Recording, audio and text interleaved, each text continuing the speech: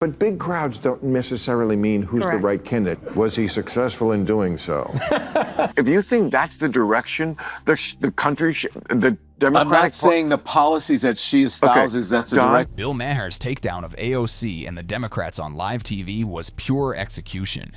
He shredded their failed policies, mocked their woke slogans, and exposed the clown show activism dragging the party down. Now Democrats are scrambling in panic mode, desperate to cover it up before the public sees just how bad it really is. It drives where the ideas are going to go. It's going to drive the money for a while. It doesn't make them the winner. Bill Maher went straight for the jugular, calling out Alexandria Ocasio-Cortez by name on live TV. And the shock wasn't that a critic said it. The shock was that it came from Maher, a man who has spent decades mocking Republicans, not Democrats. Help us along, explain, don't have this attitude like the part of the country that isn't completely caught up with this. That's what made jaws drop. He wasn't talking like Fox News. He wasn't echoing conservative talking points. He was talking like a frustrated liberal, a Democrat who's tired of watching his own team shoot itself in the foot.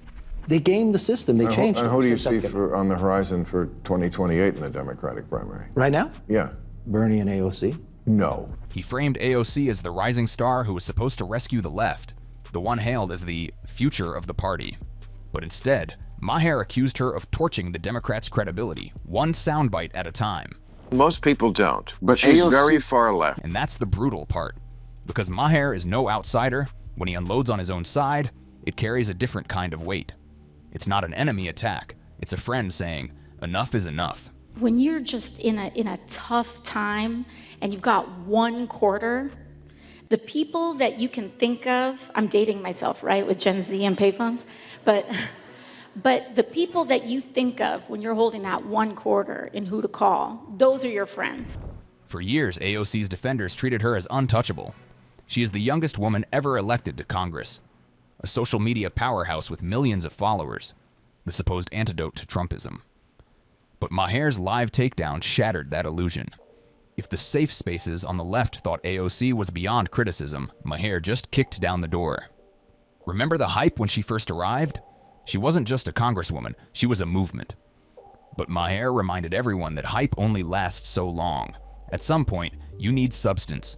And AOC has stacked up enough blunders to make even her own allies wince. I think that this is the era of whether, and I didn't like her policies at first, and I'm not necessarily in love with her policies, but people love AOC. He called out her bizarre economic theories, speeches that sound less like serious policy and more like abstract college debates.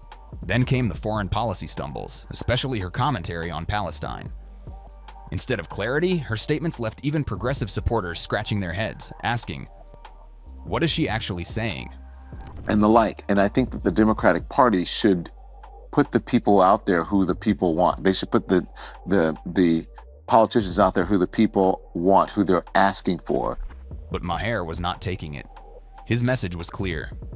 Charisma without substance doesn't win elections. It excites Twitter. It sells merch.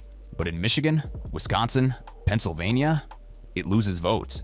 And Democrats can't afford to lose another inch of ground. But it is very different from what we used to see, decorum from a politician. And when Trump talked like this. If Maher's critique of AOC stung, his next point cut even deeper, the language wars. He zeroed in on how Democrats have abandoned common sense in favor of linguistic experiments that most Americans never asked for. Because you've been talking about this term Latinx, which sounds, I don't know what it sounds like. There are some people that... And you said stop doing this because we have polling on it, and like an extraordinary number, sometimes up to 99% of Latinos either don't know it or when they hear it don't like it. Take Latinx. Poll after poll shows that Latinos overwhelmingly dislike the term.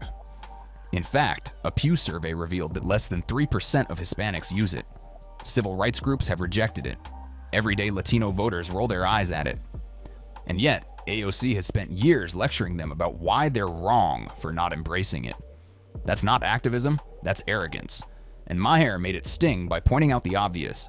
When a party spends more time policing language than fixing problems, voters tune out. Well, AOC says the gutting of Roe versus Wade imperils every menstruating person in the U.S. I would have thought maybe just saying women, but okay. I'm willing to always listen.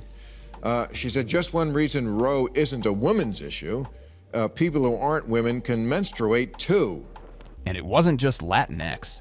Democrats had one of the strongest political weapons in decades with the abortion rights issue. Polling showed that most Americans opposed overturning Roe v. Wade.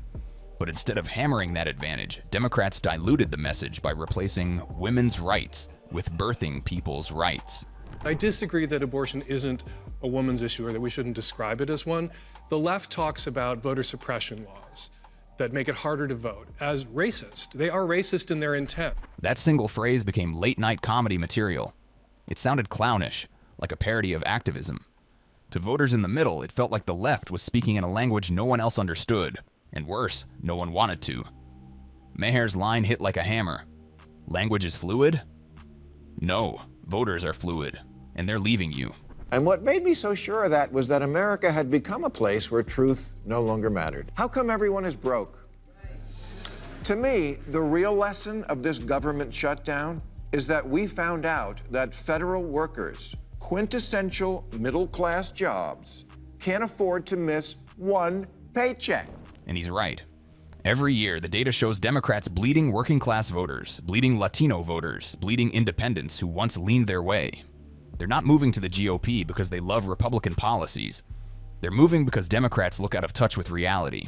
Now here's where it gets brutal, because Maher didn't just stop at AOC. He called out Democrats themselves. Don't you understand when white people know what's better for you than you?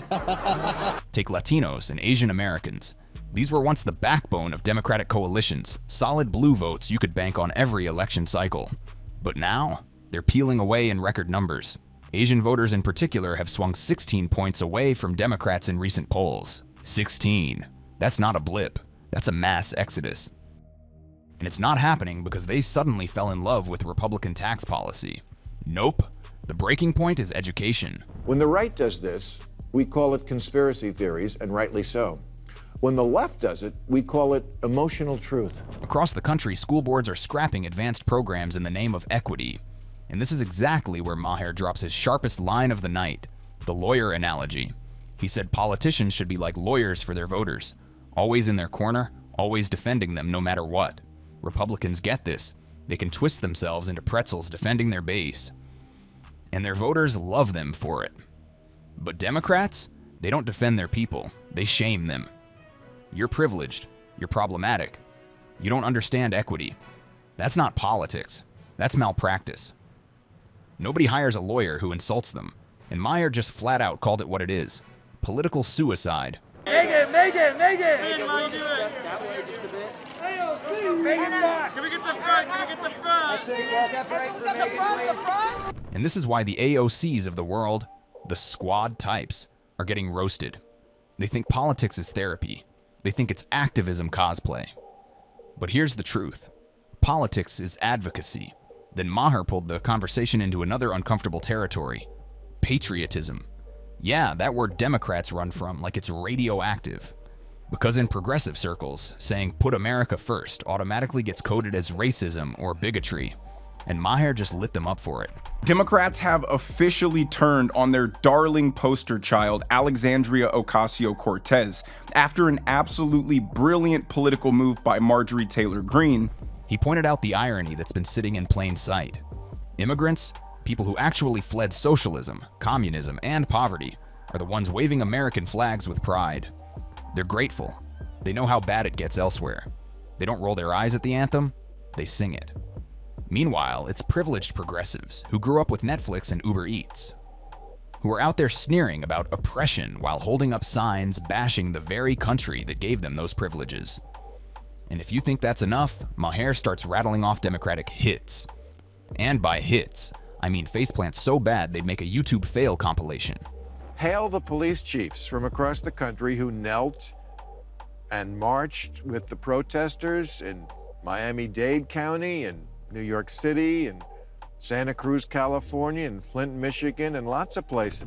First up, defund the police.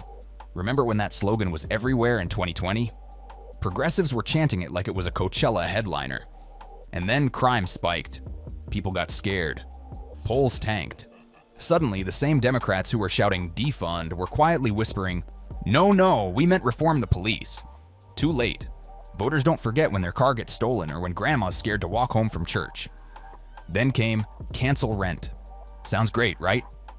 Free housing, no bills, utopia. Except, oops, who's paying the landlords? No one. It was an economic fantasy with zero safety net for the people actually holding the mortgages. When reality hit, the idea collapsed like a bad Jenga tower, and with it went a chunk of Democratic credibility. This country simply has no education standards anymore. And the pièce de résistance? End standardized testing. Packaged with a shiny bow called equity, the pitch was that tests are unfair to disadvantaged kids. The problem? Parents saw it as lowering the bar for everyone, especially immigrant parents who came to America specifically for tougher standards and better schools. Maher wrapped it up with what honestly sounded like a eulogy. Democrats are bleeding Latino, Asian, and working-class voters at record pace.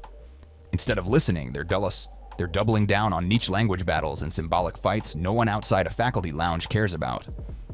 And here's the brutal irony. The party that brands itself for the people has completely forgotten how to talk to the people. Maher basically said, if Democrats don't wake up, 2028 won't be AOC's coronation. It'll be the Democrats' funeral. Make sure to subscribe to the channel so you don't miss more breakdowns of this government's greatest hits and failure.